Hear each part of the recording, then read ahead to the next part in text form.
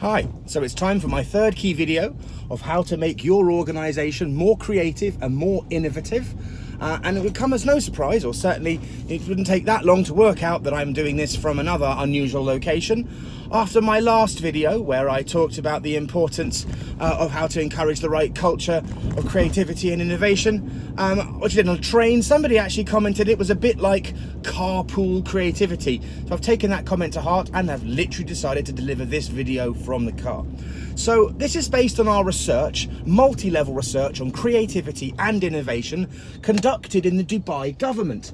And we conducted a survey with around about 1,000 employees and also asked their opinions on about how to make their organisation, how to make the Dubai government more creative and more innovative. And we think we can share many of the findings, can be applied to just about any organisation or any team. So, culture of support. What does that mean? How do we do it? So when I say a culture of support, from a creativity perspective, what we're actually talking about is the extent to which people perceive their colleagues and their supervisors to listen, to provide feedback, and to provide encouragement. Listening, feedback, encouragement.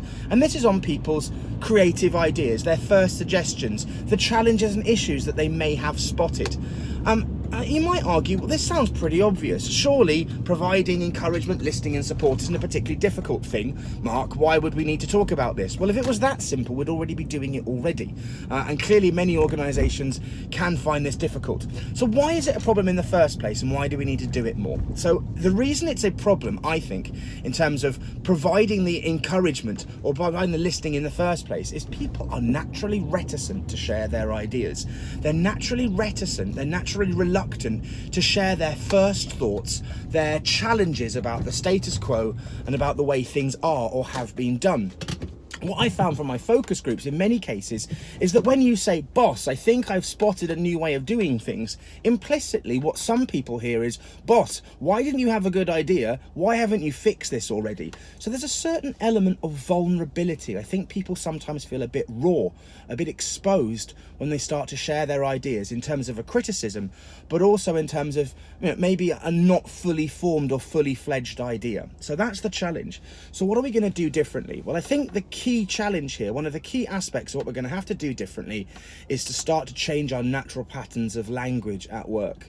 Our normal business as usual language, no but, that won't work. We tried that yesterday. Well, I'm the expert, and let me tell you, we've tried this initiative before and it wasn't particularly successful. That seems a little bit risky. A lot of these ideas, a lot of these type of suggestions that we might say to someone upon sharing a creative idea or creative suggestion are probably very sensible, very natural, very normal, and probably very workable. But there is something we can learn to do.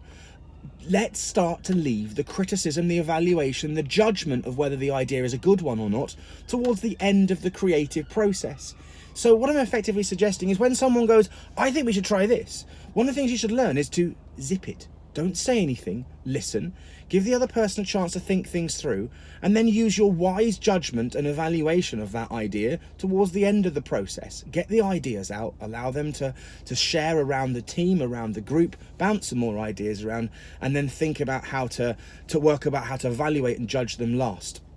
And if we follow this kind of approach, change our natural patterns of language, we'll start to develop a culture of support where we encourage, listen to one another and provide feedback.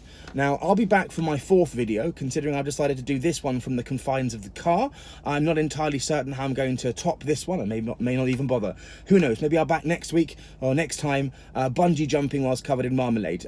Probably not, but I'll get my thinking cap on and look forward to seeing you next time for my fourth key video on how to encourage a creative and innovative culture.